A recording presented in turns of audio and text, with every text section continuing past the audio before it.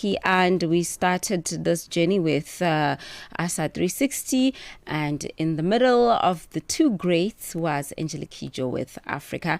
It is now 10:21 Central African Time. Our Tech for Good feature is happening on the other side of this. Conversations are happening, and Channel Africa is at the heart of them. We tell the African story with clarity, pride, and purpose, reaching audiences that matter to your brand. Partner with us and connect your business with listeners across borders in multiple languages and markets. For partnership opportunities, sponsorship, or sales, email us at partnership@channelafrica.co.za. Channel Africa, the African perspective. 6 decades strong, Channel Africa continues to inspire Africa and the world, proudly sharing the African perspective. The voice of the continent, now online, with all your sports fixtures, lifestyle, and more. Her name is Puleng Molebatsi, and she's on Tech Africa. Now, in A Tech for Good, we're focusing on this. Every year, the Alexandra Wesley Guild embarks on a mission to bring relief to families facing financial pressure of the back-to-school season by leveraging their social media platforms and digital networks. They connect with donors across the Johannesburg region to turn online engagement into tangible support for students. They reach growing every year. They are proving that when community heart meets modern communication, the impact is indeed limitless. I am now joined in studio by Goitsimang Moleleki, Chairperson of the Alexandra Wesley Guild, and Tshepiso Ntlhoro, who is a Convenor of Community Development. Dumela. Hello. Which one is which? I'm Goitsimang. Okay. I'm Tshepiso. Thank you, ladies, for coming. Thank you for having us. Okay, so back to school challenges, Goitsimang, could be anything really. Could be uniform problems, could be school fees, could be food, could be stationery. Does it even get to a place to stay in your experience? Firstly, again, thank you so much for having us. And you're absolutely right. Back to school is such a headache for most parents. And we are youth from the township. And our job really is just to identify gaps where we can fill in. And once we really make sure that we infiltrate that space. So like you've said, there's a whole array of things. There's the school fees, there's lunch boxes, there's uniforms and stuff. And particularly at the beginning of the year, after the December holidays, we have then had the heart and passion just to alleviate a problem between back to school and the financial constraints that it causes for a lot of parents, particularly the parents of the township that we come from, which is Alexandra. So what we do is just bridge that gap and cover school books for the young children. So to some people, it really might not be anything that big, but we look at this like turning the pages of opportunity. So we make sure that the books are covered. We give the children an opportunity to choose their own covers. We make sure that it's not just the cover that are really dim and whatever, but we make sure that it's these bright colors and that's able to, uplift the mood of a child, that makes sure that a child looks forward to stepping into class from one day to the next, to the next, to the next. And that's really our MO, just to make school fun, just to restore the dignity of a black child from the township, just to make sure that that first day back at school with your books is a memorable thing. And just to know, to make people aware that God is still there. Maybe there was no money, but God made a plan so that your books may be covered. We've gone as far as even giving out stationery over the years as our project has grown through tech. We have even gone as far as being able to give out stationery to assist with that first day of school. Yeah. Okay. So in other words, what you're saying is that it's mostly focusing on covering the school books. Yes, this particular project at the beginning of the year is a school book covering project. And over the years, it has grown to us through our donors that we get through our online platforms. We are also able to provide stationery items such as crayons, erasers, Pens. Oh, okay. all of that, yes. So this mission only happens at the beginning of every year, or it takes shape as the year progresses into other things as well? Yeah, so this mission or this project started in 2023. So we first started it as a January thing because it's back to school. We want to make sure that we kind of take the burden off the families that are not so well off. We have other initiatives that we partake in as the year goes. We've got a sock drive that we do. We basically focus on also children that go to schools with no socks or do not have the privilege of buying socks. We then come in, we donate socks. So we've got a whole lot of projects that we do. We look at the issues, we look at the situations that the community is facing, and we make sure as the Alexandra Wesley Guild, we come in and just fill in the burdens that the families go through. All right, let's take a break. We will continue shortly with both Goitsimang and Tshepiso. Conversations are happening, and Channel Africa is at the heart of them. We tell the African story with clarity, pride, and purpose, reaching audiences that matter to your brand. Partner with us and connect your business with listeners across borders in multiple languages and markets. For partnership opportunities, sponsorship, or sales, email us at partnership@channelafrica.co.za. Channel Africa, the African perspective. Call us on +27 63 406 9126 and contribute to the conversation. Tech Africa honors all the force that's pushing Africa's digital transformation every Sunday on Channel Africa, the African perspective. 10:28 Central African Time, talking to Goitsimang and Tshepiso now about the work that they do. So you were saying just before we went to a break that you also do a sock drive where then I assume you then donate school socks or just socks? We donate school socks. Okay. This is, as mentioned, that at the back of, we look at the issues that the communities are facing. We had one member of our church see a child walking to school during the winter season with no socks. For us, it touched something. We wanted to come in and then say, fill in the gap. We covered your books in Jan. What are we going to do later? That's when we said we will come in also and still continue. We will see you as a child from January until the end of the year. That's what we basically are saying. Yeah. Hey, and I don't mean to be a damp cloth on this very warm, heartwarming initiative, but isn't it hard to cover a child's books when they're hungry? Going to school hungry? Absolutely. That's a very good question. So would you cover their books or feed them, you know? Luckily enough, Puleng, through the power of tech, through the power of social media, on the day that we are covering books, because the project has grown so much, we are also able to feed the children. We feed and we entertain on the day. So bana habatlile, while they are waiting for their books, there is refreshments and there are games. You know, we make sure we interact with them. And of course, like you're saying, I mean, after the problem of covering the books, there's another problem. There's a school uniform problem after that.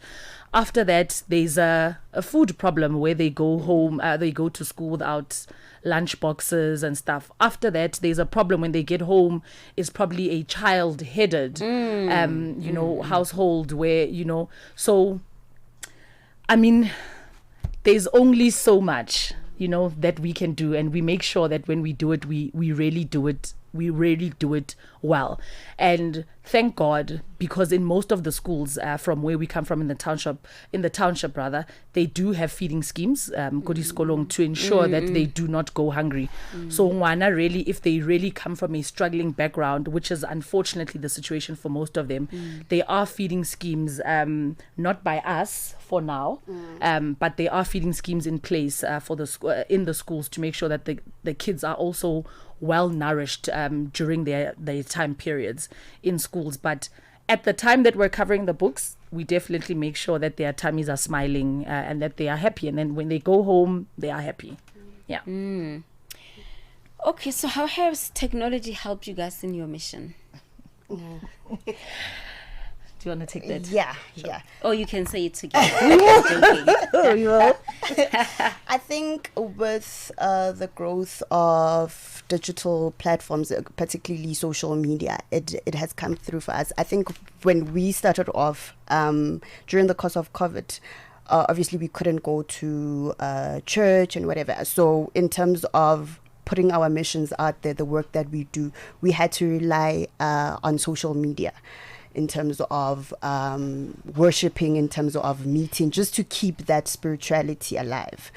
As the years went through, the growth of digital platforms, the growth of social media, your TikToks, your Facebook, we then came in. We are a youth group, so we've got a whole lot of people that use creative ways to make sure that we communicate. Luckily for us, we've got great people that should be copywriters. Hint, hint. We communicate the work that we do through social media. We ask for donations through social media, through WhatsApps. We put up our posters. This type of an idea for the book covering was seen actually by one of our members, and they were like, a community development idea, and then we took it in and we went with it. So it's helped us reach a community. It helps us reach a wider audience. So for us, it's a use. Without social media, without digital platforms, I think we would have been there, but not the way we are. Yeah.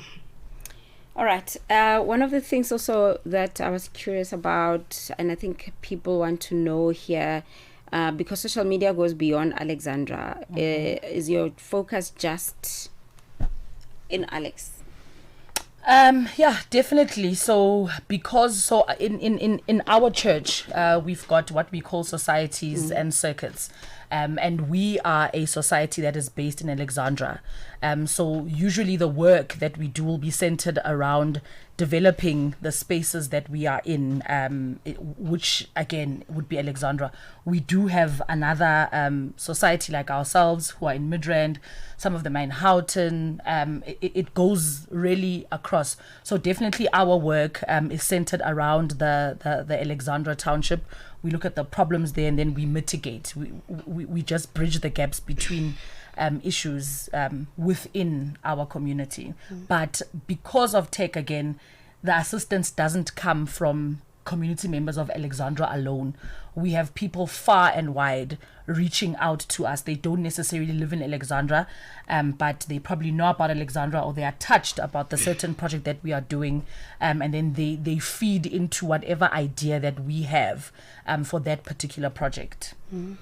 Okay, still talking to my two guests, Tshepiso as well as Goitsimang, and about the work that they do. I was just having a look at you. These are probably people from your movement.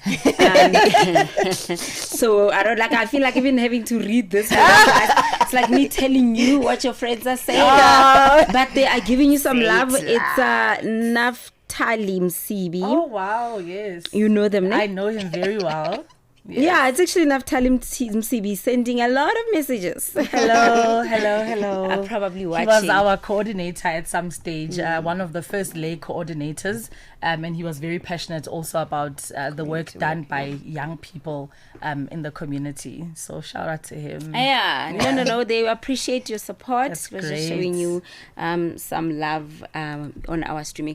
We are streaming on YouTube at Channel Africa #1. Just it's Channel Africa on YouTube, but on social media is at Channel Africa 1 if you'd like to engage further. So what happens? You guys usually just go live at a particular time to talk to your potential donors and people that want to help. How do you guys do it? You post? Yes. Do you lives? Is it through TikTok gifting? So as mentioned, our social media pages are very busy, very, very busy. So we basically give the audience, we give them a look, or we give them a feel of what AWG does. It's either going into church on your Wednesday and just doing your C's, which is your services. It's either you go out, you are at church on a Sunday.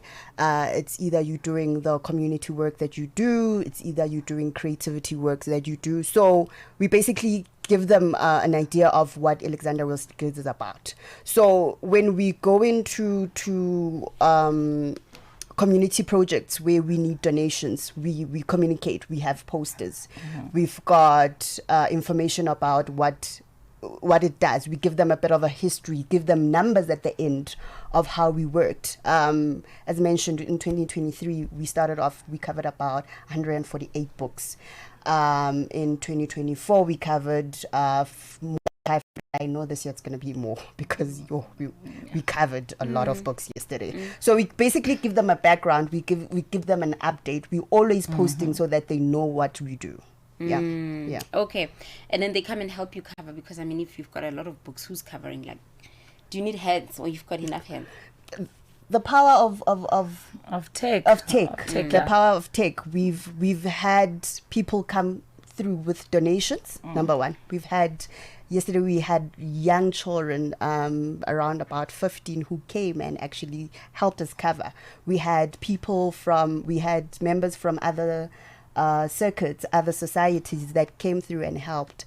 So basically, the power of digital media is doing its most, because they see the work that we do. They want to get involved. They ask, how can we get involved? And we're like, come through. If it's not donations, it's hands. Help us. Okay, and then what are your social media handles, just before we wrap up our conversation? All right. So you can find us on Alex Wesley Guild. So that's our Facebook page. It's called Alex Wesley Guild. We will mostly also share our content through our main church, which is Alexandra Methodist. On TikTok, we are also Alexandra Wesley Guild. At some stage, when we do have enough hands, we are looking at going into your Instagrams, into your YouTubes. For now, it's still in-house. Our audience is on Facebook. Our audience is on TikTok. And that's really the spaces where we thrive, and that's where we get our donations. That's where we post our pictures to show that, hey guys, the proof is in the pudding. You sent us your donations, and this is what we have done with your work. We're able to create those videos. We're able to post all of those pictures. So for now, definitely, please do follow us, follow our work, show us love, help the kids through our Facebook and our TikTok page, and come visit us also.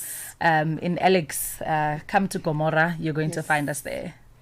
All right. Thank you so much, ladies. Thank you very much, Puleng. It was an experience. Thank you so much. Thank you for visiting us. Now you are famous. Yay! And that's it with my guests this morning. Goitsimang Moleleki, Chairperson of the Alexandra Wesley Guild, and Tshepiso Ntlhoro, who is convener of the community development there. So we're going to take a break and just take a musical break as well. We'll do commercials, then musical break, so that when we come back, we get into our second story this hour.